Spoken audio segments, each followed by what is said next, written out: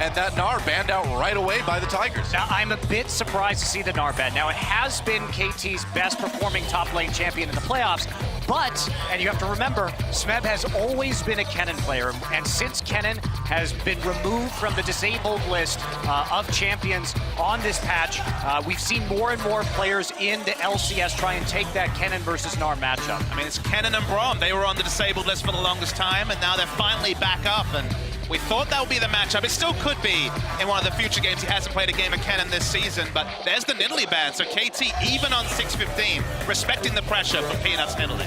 And of course, wanting to take that Gragas away from score. I find it funny too. They can trash talk Arrow's Jhin, but they won't let him play it, huh? Well, here's the thing.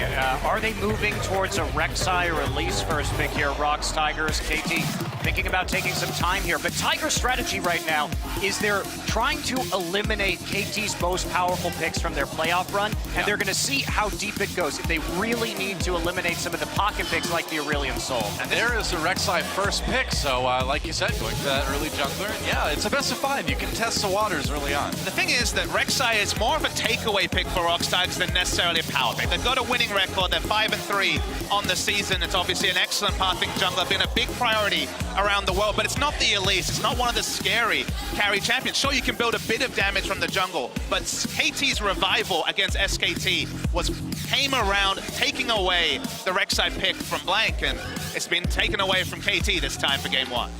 Yeah, and a jungler, you know, we'll see what Peanut can do with it. It's not as aggressive as some of the other things he's grabbed onto earlier.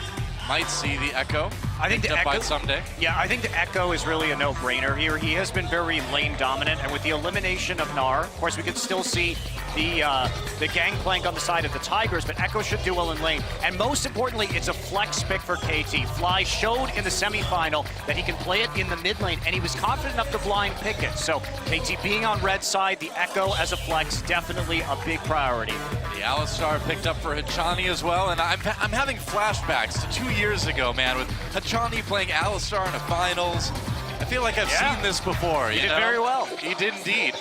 ROX Tigers thinking about that Trundle pick, and it has been a very strong one for them this season. Yeah, 14-1, Smeb 7-0, and 7-1 in the support run. Wow, Taliyah is actually taken potentially as a blind pick mid. This is another pick that Fly has really looked great on, but Fly's champion ball hasn't been assaulted as well, and maybe it's going to be that comfort Aurelion Sol. I think it's very likely, and that would be crazy because I have yet to cast a game of Aurelion Sol at all. Arrow, yeah, no Draven, no Draven, please. He's just trolling, man. He's just trolling. He's just trolling until he locks it in, Doa. Don't worry, it's better than hovering over Teemo. We know that for sure. So Kuro has looked good on Taliyah, but there were some losses to SK Telecom on that champion, so it's a bit of an interesting pick here for the ROX Tigers. We'll see if they can actually pull out some better results. The Elise, not a surprise. All right, Aurelion Sol and the Elise locked in, so Score will be taking Spider Queen into the jungle. Well, I assume she's Queen of something anyway. So, Jhin banned away. Frey has always had the comfort Ezreal in big matches. He's actually going to go for the Ashe, which certainly is the more contested pick. And they may be opting into the tough laning matchup against the Echo for the Gangplank, but we know that Gangplank power level is super high on 615. Yeah, it is extremely high. Even if you lose lane, which we expect him to against the Echo, he does come online by 30 minutes. He gets a couple of items, and he can just do insane amounts of damage. So interesting that they're waiting for an 80 carry pick here for last for KT Rolster. I mean, Ezreal would be a safe pick, of course. It always is. Yeah, they already have engaged with the Alistar, so they don't necessarily need the Sivir, but it will be trying to pick a little bit more for the late game. But that is a very weak 2v2 lane coming in from KT. Ezreal and the Alistar together, but of course the Trundle will not be able to punish that quite as hard. Trundle doesn't do very well against Ezreal because you can always arcane shift to the opposite side of the pillar. You will take less trade damage as a result. So the way I kind of look at this draft from ROX is it's about takeaway picks, specifically in jungle and mid lane. The Rek'Sai pick, Score looked outstanding, you have to take it away. The Taliyah is the interesting one. He's had one game on Taliyah. It was a loss. He looked decent against SK Telecom, but they lost that series. The last series, of course, that ROX Tigers lost. It's a takeaway because Fly has looked outstanding on it, but he still gets comfort in the Aurelion Soul. So ROX, they focused on the takeaway rather than just picking power for themselves. Yeah, and we do have the two champions in the mid lane who really do excel at global roaming. Also have the global ultimate coming in from Gangplank for Smeb. So their scaling game is going to be excellent here for ROX, particularly because of the way Score likes to build, tankier on that Elise. So the Trundle will be able to do some work in the late game. Peanut on that Rex side too. And Peanut earlier this season, we saw him kind of take a step back from that aggressive nature, kind of be actually ward once in a while even. So maybe a return to that. I don't know if I'm happy about that, but we'll see what they have in plan for game number 1. And Kuro taking that Talia. Interesting to see how he'll be able to perform on it. Fly, of course, with that comfort pick that we mentioned, Aurelion Soul. Finally, Prey on the Ashe. And man, Prey is credited having one of the best Ashe arrows I've ever seen in my life this season. Oh boy. With that cross map button one to help him complete the back door. This guy can do work on that champion. And of course, Grill on the Trundle and Hachani on the Alistar. I can't believe I'm saying Hachani in a grand finals again, but here he is, guys. He went from player to coach. Now he's back, trying to win another one. We'll see if he can do it. ROX Tigers versus KT Rolster. Grand finals game number 1. Let's do it.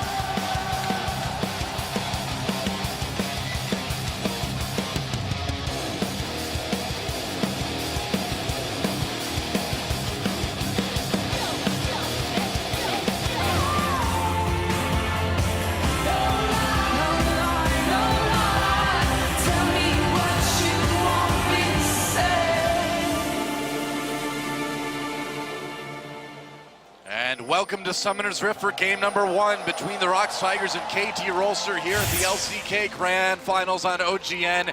And this should prove to be an awesome best of 5. The crowd is huge and loud, which is awesome. And the team's fanning up for that level 1. Yeah, looks like we're not going to see any shenanigans here at this level 1. KT did try some interesting top lane invades at times during their playoff run, but everybody's starting standard, as standard can be right here. So a lot of power picks left up this game as a result of seeing the Jhin ban and the Varus ban so far. And the first game of a series always kind of sets the texture. I mean, best of 5 very often has its own meta. Ooh. Sometimes power picks go out and look at how much harass Fly has already done. But the big question to me is, can KT's mid lane and AD carry step up? Because they've been playing well in the late game, but it's been the early game where Score has kind of had to alleviate pressure in 2 to 3 lanes a game, and you just can't expect that to happen once again in a grand final, and especially against one of the strongest pressure junglers in the world in Peanut. Yeah. Kuro putting a little bit of pressure back onto Fly here, but Fly certainly pulling him out of the lane for the moment. We don't see Talias get bullied like this too often. No, this early on in the game, though, Fly did get a good angle, and Kuro used the threaded bully pretty early on, so Fly able to get the better of that. Yep. And interestingly, one thing about this series has been Someday in the playoffs, too. Haven't really gone over that, but in the Trash Talk segments, you heard Smeb talking about Someday dying in those 1v1s, and he hasn't been performing well in lane. He died in the 1v1 matchup, Echo into Gnar twice in one game to Cubey, which is not something we expect of him. So Someday may himself, like Peanut, in the last time he played in the finals, be having a little bit of nerves in the pressure match. I think the numbers kind of show why, though, Monty. He's the only laner on his team with a positive CS difference of 10. He's applying pressure, and no one else is really, so he's overextending and getting ganked, trying to create pressure for some of his other more defensive-minded laners, and it's costing him personally, but they're winning the series. So far it's been working out, even if his solo ability outside of that amazing Game 5 Gnar performance has been a bit lower than expected. Could be. Aside from that, Peanut just recalling, pick up an item or 2. Pretty quiet early game so far, aside from a bit of trading in mid lane. Gorilla did get eyes onto Score in the blue buff, though, because they did have pressure, so a little bit of a roam from the Trundle, making sure they know exactly what's going on. Peanut battling with the Krug. So what do you think we're going to see? Do you think we're going to see any sort of lane swap at 5 minutes that's kind of popped up here and there in Path 615? It's possible. Usually that requires somebody getting a pretty substantial advantage in either one of the side lanes to really take advantage of that, because you have to push out. But there's a possibility that ROX, with their pressure, may be able to pull it off. And I think for ROX it'd be of the utmost importance, because once you get, level 5, level 6 on the Echo, you can really start all-in Gangplank, make his life hell in the laning phase. They have the pushing advantage by far in the bottom lane with the Ashe specifically, and they have the globals. They have champions like the Talia, like the Rek'Sai, who can apply a lot of pressure, so relieve the pressure off your top lane bad matchup and try and create some things I think could really work out for ROX. Yeah, there's no rush though, because with Arrow buying an early tier, they're going to be able to push that up for quite a few more minutes. Score's going to find Peanut. They're going to find each other here in the jungle. Score just chasing us away, gets him with the cocoon, so that's going to be a little bit of damage that Peanut has to worry about. Meanwhile, both top laners getting fairly low, but no ganks just yet. As we see Peanut retreat back into his own jungle for the moment. And it is a Mountain Drake first this game. Talking a bit more about the top lane matchup, Someday was undefeated in the regular season on Echo. He was 7-0, brought out the Trinity Force Echo, was the first person to debut that, but he's actually 0-2 in the playoffs. Nara has been the much bigger pick for him, and now a champion that he's been trying to apply pressure on and dying solo and to ganks. He's also now in another matchup where he needs to apply pressure to the Gangplank. He needs to try and hold down the Gangplank. So really interesting to track how that kind of affects his mindset, given that he's been so punished on this specific champion already in playoffs. Yeah, well, Look at this. going in onto Someday trying to catch him with the parallel convergence, can't do it, has to flash away, and just like that, already, we see Someday losing a 1v1 up in that top lane. He's just trying to apply that pressure, though. He knows he needs to hold down the Gangplank. He knows that he is the only laner on KT that actually pushes in the lane and facilitates his jungler to play aggressive on that side of the map. But if you take these traits too aggressively against Smeb, the best top lane in the world, this is what happens. Trying to bait him in. This is exactly what happens. No flash. He's dead. He gets him, Smeb, with the first blood. Someday thought he could delay long enough with that W, but it did not work out. And that's the nerves we've been talking about. Someday outplaying himself more than anything else. Communication breaking down between him and Fly. Fly was on the roam, but there was a Scuttle Crab up for the ROX Tigers in the top river, so it was going to be seen no matter what, and Fly just couldn't get there fast enough. And we're talking about solo kills between Smeb and Someday. Think back to Worlds, where Someday got an early lead, then died solo in lane twice on Renekton in a good matchup. This has happened before, and again, I think back to Worlds, it was a lot about getting ahead and then getting in his own head and falling down, and it's already started here in game 1. Well, yeah, Monty, you and I casted that match last year, and it certainly does look a bit familiar, doesn't it? Yeah, it definitely does, but this has been Someday in the playoffs. It's been Fly and Arrow doing the most work, and he's falling behind on a GP. And so far, Smeb this season is undefeated when playing Gangplank, 4-0 so far. So it's not going to be easy, and Smeb has shown such an expertise of playing this champion in the late game. Now, they do have some insurance. Fly has taken Exhaust this game, and that is for GP in the late game. Absolutely. Peanut on to Someday here. Kuro is nearby. Someday going in hard onto Peanut here.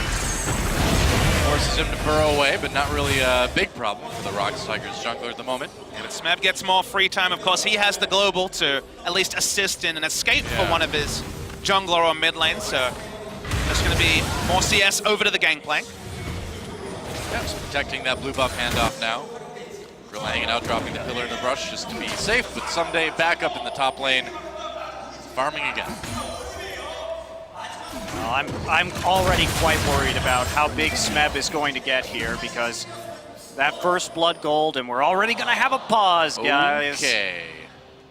All right, it's pause time. This is called building the suspense, ladies and gentlemen. That's right. Yeah. There we go. Well, you know, the thing is I could say Someday could probably use a minute or two to sort of collect himself a little bit. We see him already dying 1v1 very early on. I think he needs to take a deep breath, calm down a bit. Yeah, you're right, Papa Smith. He does need to be the one to kind of be aggressive in lane for his team, but it's the over-aggression that's been a problem. I mean, he's given interviews. This isn't just conjecture, but he's given interviews where he's like, it gets to me. The pressure gets to me. Yeah. You know, he was, of course, the MVP of the whole season back in summer last year. It's been a double MVP for Smeb since, but it's that double whammy of he's on the Echo versus the Gangplank, so he needs to hold down the late game carry in the Gangplank, plus he's the only player with that pushing identity on the team. and, you know, of course, all the pageantry that comes with the grand final. And together, that really seems to get to his head. And one reason why Someday really had to play aggressively here is because of the reverse swaps that we've been looking at, the delayed lane swaps. Because basically, if he gets pushed in and the bottom lane gets pushed in at the same time, it allows a very quick recall from the duo lane of the ROX Tigers, head up in the top and get that first brick gold. And that is so much money right now that you really can't afford to give that up. One of the side lanes has to be applying pressure, so that can't happen. Still waiting to see what the issue is here between these two teams. Prey has confetti. So, I thought it was like some stylish little pin maybe he was wearing back there, but no, it's confetti. That happens. Usually have to wait until the end for that, but he's getting the party started early, I guess. Looks like it's an issue with Arrow's computer as our OGN wizard is standing by. The only true what-if on the side of ROX is the Talia. It's Kuro on Talia again. He's 0-1 on the season, which isn't a massive sample size for sure, but Kuro innovating new picks. He looked great on the Pantheon the last time we saw him, but that was in a bit of a nothing game. Can he actually make the aggressive moves on the Talia that we've seen from the best Talias? Ironically, his opponent number in Fly so far today. Some ROX Tigers fans obviously in the audience there. And the thing is Prey's fan base especially goes back years and years here in Korea. I mean, the very first LoL match I watched in Korea was Prey on Najin's Sword way back then versus CJ Blaze. Or at the time they were Mig Blaze. And our first final, though, that was Prey's victory with Najin's Sword, and it's now our 10th final. So I know, right? Happy 10th anniversary, Doa. That's right. What is that an anniversary? Is that like a diamond or gold, or what's the precious metal for a 10th anniversary? Which tier is it in? What skill level are we at after our 10 seasons? I would say we're probably at least diamond, if no, not we're master. Definitely challenger. Come on. Yeah, we're challenger. That's right. We're challenger tier. So what did you get me for our challenger anniversary? Rank decay. Thank you. I got you dynamic Q. What a coincidence. Thank you. You're welcome. That's why Papa Smithy's here now, because we can group this 3. There we go. That's right. Well, figure out what's going on here. Eventually. Well, we won't figure it out. We don't have to do that. It's not on us. So don't come crying to us about these pauses. We don't like them any more than you do. I like them. Maybe we like them a little bit. All right. We have to pretend we don't like him, though. I lost my jacket, sorry. That like heavy metal singer at the start just like sang so loud, and Monty's jacket just went whoosh. Yeah, that's right. Over there. It was amazing. I barely missed me. It was so intense, it just blew right off me. Right, that's right. The volume on that guy is crazy. During the just before we went live, they were doing just a bit of a warm-up for the crowd, and the crowd was loud, and somehow he was louder. Yeah, well, they sang like the LCK fight song in the video that's out right now, and man, that guy, and apparently right now, the singer for that is actually like the most famous musician in Korea right now. They call him the king of music, or the leader of music right now in Korea, because he's such a good singer. He was on a another famous singing show where they wear a mask so you don't know quite who it is. I don't know how anyone could mistake that voice for anybody else. Yeah, that's true. Except for you, maybe. It kind of sounds at the Noraebang, at the karaoke. It's similar. It's similar. Yeah. When's your album dropping, Papa Smithy? Just give me a couple of seasons, guys. I'll work on it. A couple seasons. That's right. Seasons of Champions. I only work in the off season. You see. Man, what happens first? George R. R. Martin finishes a book, or Papa Smithy's album drops? Maybe a mixtape before that happens. Okay, all right. A hot single, perhaps? That's right. A hot single. All right. Look for it sometime in the future, guys. Papa Smithy's hot single. What's it called? It's rap metal, by the way. That's right. Rap metal. In the vein of such acts as Kid Rock, if you may be familiar with that. Linkin Park. Linkin Park. Yep. Yeah, I'm still waiting for your spoken word album, Doa. Spoken word? What? Yeah, I think a spoken word album that you can really get that out there. Yeah, I could do it. You know, just William Shatner style. Yeah, sure. Hey, Mr. Tambourine Man. Yeah, I would just do songs from the Teenage Mutant Ninja Turtles 2, The Secret of the Ooze soundtrack. Ninja, rap. Go Ninja. Go Ninja, go. Can you do We're on pause now. Can you do spoken word versions of rap songs? Hey. Is that allowed? It's the Green Machine. Yeah. So, I guess this is the game to talk about again. We're back. ROX Tigers versus KT Rolster, in case you forgot. Or in case you're just tuning in. I don't know how you would accidentally turn on our stream, but if you did, welcome. Someday. We'll see if he's kind of gotten his nerves sort of under control during the break. May have benefited him a little bit there after dying 1v1 versus Smeb a few minutes ago. As is, still just standard lanes and farming though. And Talia's definitely, from the limited things we've seen, she basically out-pushes anyone, including the Aurelion Soul. She has fast shove, a bit like Lissandra. BF Sword versus Tyr is going to tell you all you need to know about Ashe pushing in Ezreal.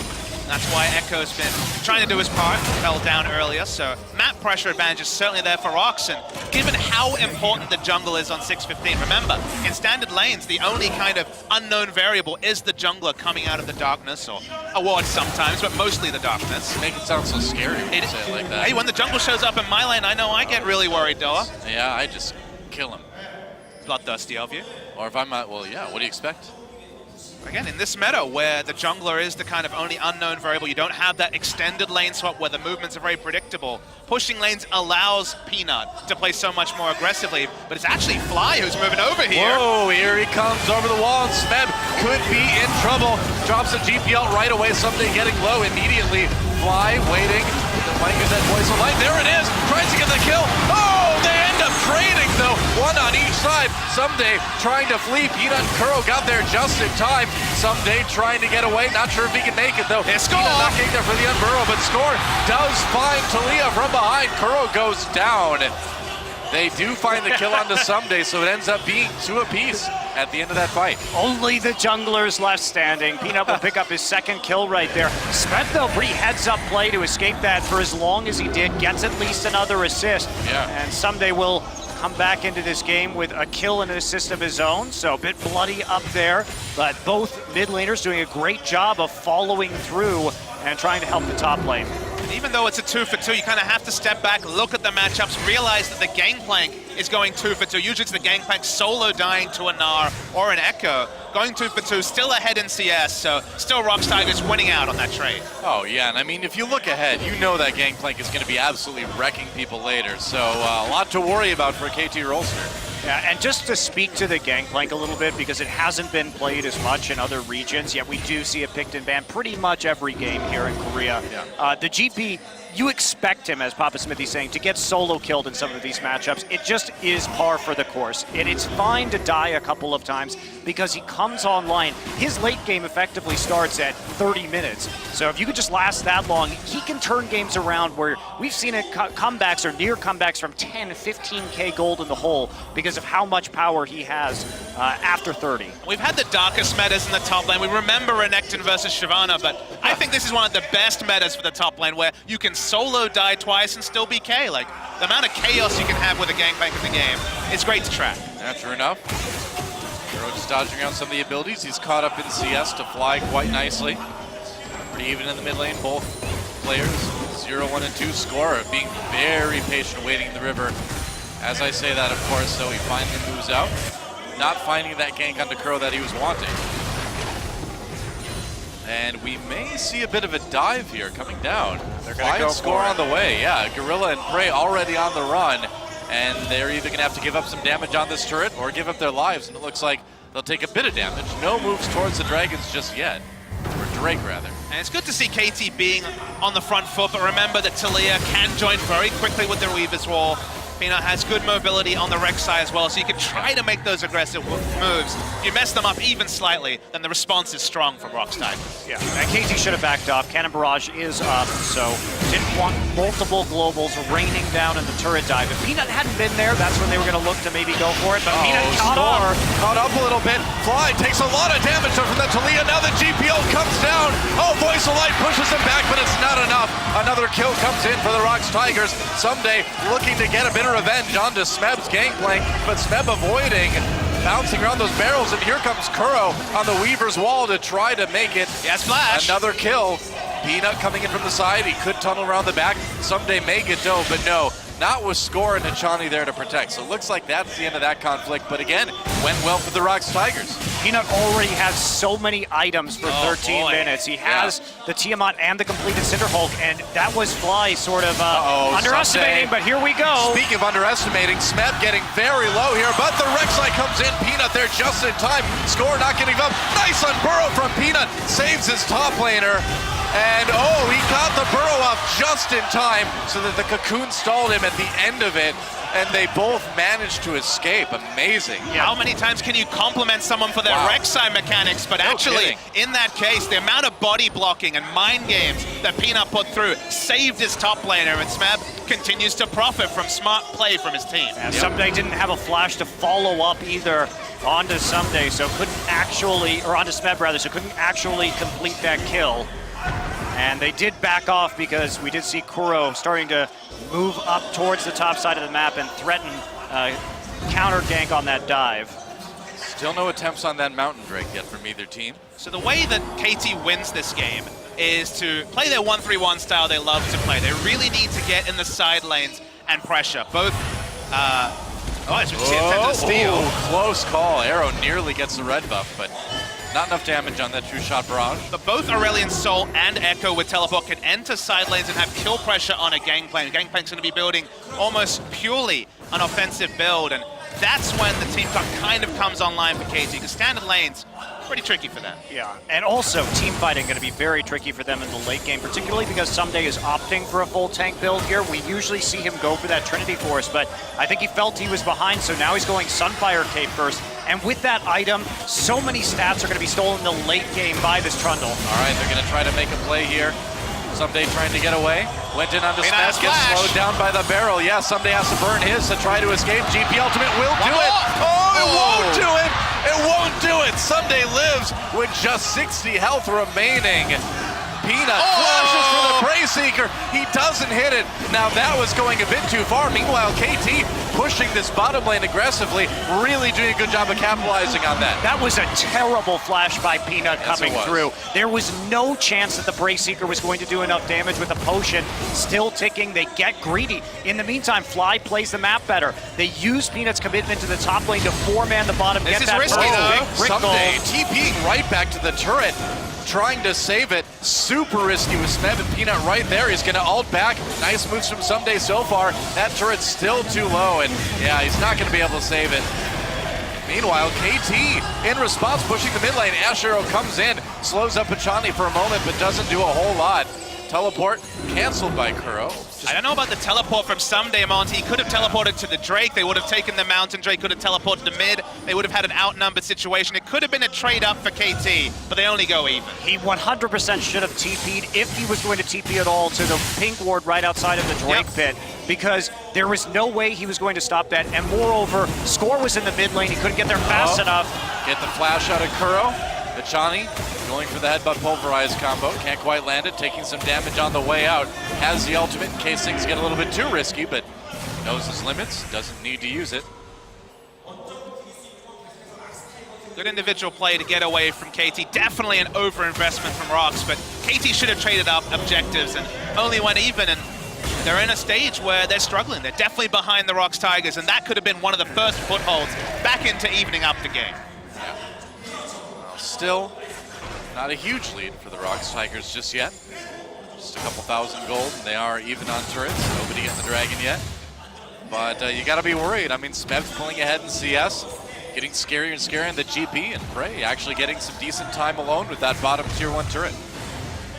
Yeah, not going to be able to take it out, but they do have some pressure on the mid lane also, and a lot of deep wards here from the ROX Tigers on the top side to be able to track where exactly Someday is going to be going and when he is going to enter that lane. So there are opportunities to use that Weaver's Wall to cut off behind him once Kuro gets back into lane if we see Someday overextend. So the Ezreal hasn't been a staple for Arrow recently, as we might be seeing a fight here. Yeah, collapsing onto Gorilla and Peanut. KT could have them surrounded. Prey is there though, Arrow coming in.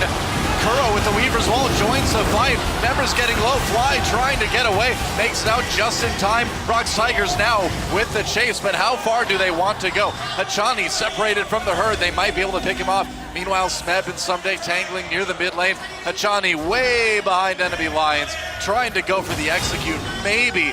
He's dodging the abilities. Oh, the W in the end for Kuro. Sets one up for Smeb. And they do get a kill out of it in the end. this game is just really chaotic right now. Now that fight could have been won by KT, but it was a very nice exhaust and flash from Gorilla. Exhaust onto the Aurelion Soul, plus the Voice of Light totally missed. Had that hit, may have seen a different team fight right there, but nice team fighting from ROX. Oh, Score a little bit. Oh, that was risky, man. Score walking away just in time. I mean, he's got 8 legs, so he can move a little bit quicker, I guess. So, still a risk. Coming back to the playstyle KT wanna play, I talked about Aurelion Soul and Echo in side lanes. One of the struggles is, and one of the reasons we haven't seen a lot of the Ezreal, is that Ezreal in the mid lane trying to match a Talia for wave clear just doesn't really work out. He won't be able to push out, and that's why we've seen Aurelion Soul kind of stuck in the mid lane this whole game. I would have really preferred to see a Caitlyn this game. Agreed. We did see it flashed by Arrow, and I think the Caitlyn would have given him increased lane dominance as well as the wave clear that they need to play a 1-3-1 split push competition. Now the Ezreals are staying in lane, Aurelion Soul's in mid lane, whereas KT have got all their advantages from putting Aurelion Soul or top Echo or in general Fly in a side lane and creating chaos with teleport or other like abilities because of the Ezreal needing even 2 items to become competitive against Talia. He still will get shoved, but competitive. They've kind of stalled out the early game for KT that should be when they're very strong. Sure enough. Bit of a lull in the action here. Did I say lull in the action? Ashero comes in, Fly, bounced back by Kuro. Beautiful gank by ROX Tigers. I had to say it, didn't I? There goes the mid lane turret. ROX Tigers just like that. Puts the pedal to the metal, gets a kill, gets the mid lane turret. A huge gold lead now, about 4K before 20 minutes. They're going to be able to transition this straight into a Mountain Drake, and KT simply wasn't expecting that because they were pressuring the top lane. Most teams would not 4-man group mid in that situation. They would try and relieve the pressure on Smet, but Smet is already far enough ahead that they figure we could just leave the gangplank. So what if he misses a few CS in the top side as long as we can hit that arrow, and Prey comes through once again, and he's been known for his big Ashe plays, and he is delivering. I mean, he's such a clean Ashe player. He's one of those OG Ashe players from Season 1, 25-5 in his career on Ashe, looking to make it 26-5. He's close to an 85% win rate career on Ashe. I mean, that was just absolutely beautiful. The way they chained the CC, I mean, Fly really had no chance. And this is a trick play from ROX because most teams would push out the side waves right there, but not ROX. They go for the aggressive play instead. It could have failed magnificently, but they do get the mid tower since they do manage to pull off the pick on the Fly. Yeah, and Someday can't move too far ahead up in that top lane. He doesn't really have a lot of vision, and he's rightly scared of the fact that Peanut can come in and gank for Smet. Yeah, a couple of things are really hurting KT here. Imagine Trinity Force Echo had actually gotten a kill early, putting down pressure. Instead it's this tank into maybe later Trinity Force Echo. Yeah. Speaking of the Echo, it's a bit different. Harass, but again, the Caitlyn pick that Monty brings up, if they could have that wave clear in mid, it would then be a different game. But to go for the Ezreal and then have Someday be solo killed was just the crescendo of terrible things for KT this game, and it's kind of unsettled them, and it's hard to see how they come forward, barring an amazing outplay in a fight. Yeah. The real frightening thing, too, is that it is an Infernal Drake next, and so that's just another tool for ROX Tigers to use to snowball this game even farther into their favor. So, yeah, I think KT really tried to do too many things in their draft. The Ezreal was picked because they wanted something to have a lot of late game damage output. Sure. But that requires them actually getting some other advantages, just because if you are going to be pigeonholed into building the Sunfire on the Echo, means that Trundle and support is extraordinarily effective in the late game on the tanky Elise or the Echo, whoever you want to use the Trundle ult on. And now that they're in this position, it's very unlikely. Ashero comes through, they nail Fly again. Gets hit with the W, another easy kill. Ajani! And Ajani comes in, tries to turn things around for KT, but no such luck just yet. Gorilla stopped up with that parallel convergence Someday. Somehow ends up in the back lines. Ajani slowed up. Peanut trying to whack away at him. There's another kill for Kuro. Arrow tries to get one with the Mystic shot, but barely can't finish Peanut off. And now the ROX Tigers backing away. Looks like they may have surrounded Someday. Prey coming down, gets the slow. Need to be careful around that Echo. But great pillar from Gorilla, and another one comes in for the Tigers. They are blowing this game wide open. Now a 6,000 gold lead. Arrow actually misclicked in that fight. He actually could have killed Peanut, but one of his auto attacks went a little bit off the mark. I think it hit Gorilla instead, and now ROX Tigers really going to be running away with this game. Yeah, There's basically no hope for KT right now. Their composition, I think, was less than ideal. And because things didn't break exactly their way, they have very, very few strategic options at this point in time. Teamfight damage just so low. You saw how much free time Arrow had hitting in the fight. It just wasn't doing any damage to a frontline. And frontline doesn't have any armor, guys. It's just building magic resist, but the damage isn't there. The timings haven't been hit. Echo is only a tank, isn't a damage threat until that Trinity Force is complete. And yeah, unless ROX Tigers really just slow down and make some catastrophic mistakes of their own, they're very much in the driver's seat.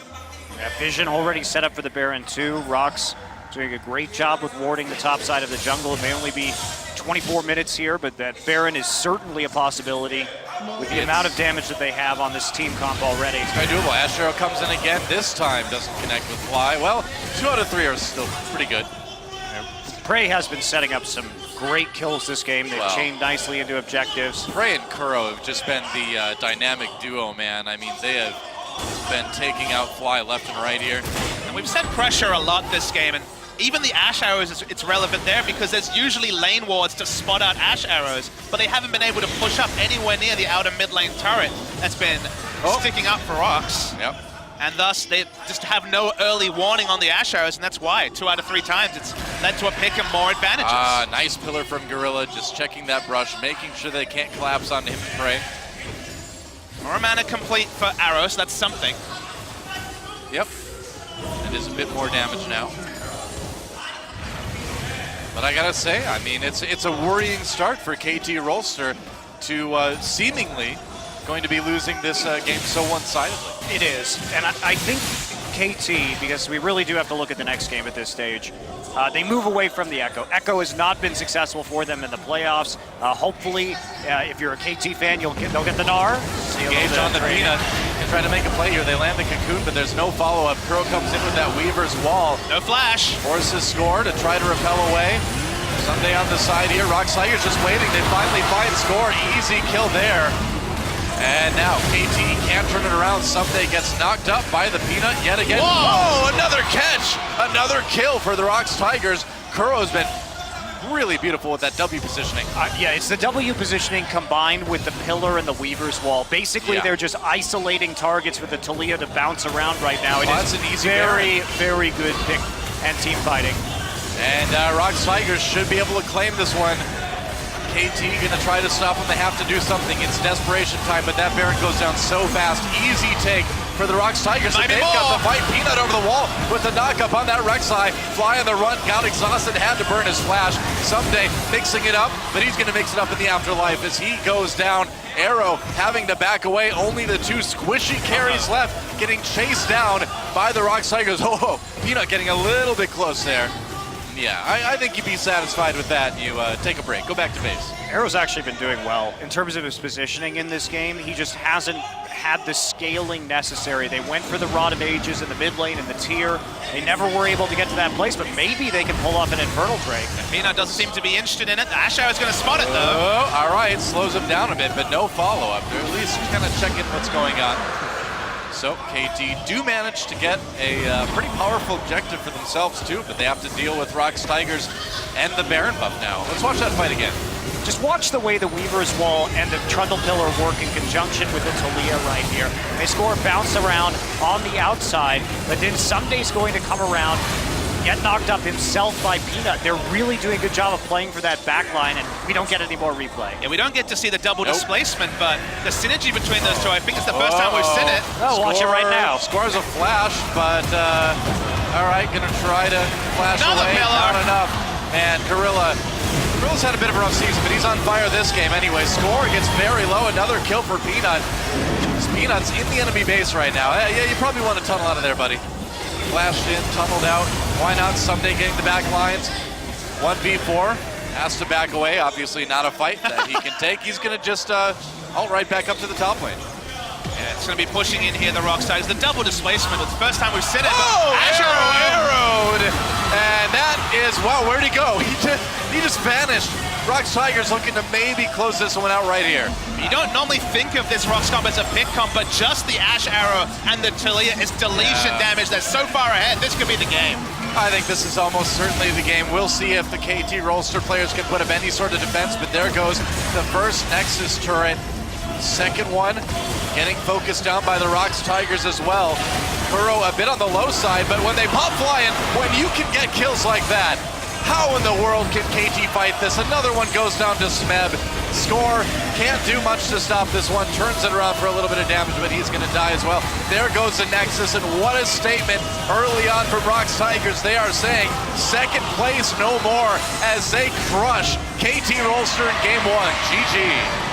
Now for KT, they did come back from a devastating defeat in the semifinal. Game 2, they lost in 25 minutes to SK Telecom, and they bounced back and made the reverse sweep. So we'll see if they're mentally resilient. But I think they've got to address some issues in the draft, and I think the point in this game where they truly lost was when Someday teleported into the top side. They had a chance to get the first brick gold and then chain it either into a mid lane turret and a Drake also in exchange for top lane. They failed to do that. They overcommitted, spread themselves too thin, and didn't take enough objectives to keep the momentum rolling. And ROX Tigers, for the first time, win game 1 of a final. Usually they're on the losing end. They've had to come back after a game 2.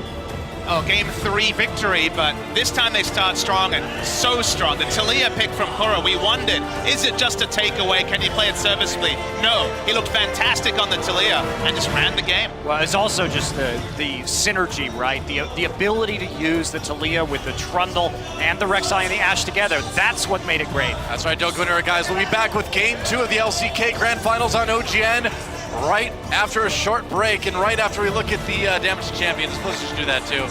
I don't know, I'm ready to move on to the next game, but let's look at this for a moment. I mean, the numbers tell the tale. Yeah. None for anyone other than Arrow. Basically domination, and specifically from that Talia, so much consistent damage.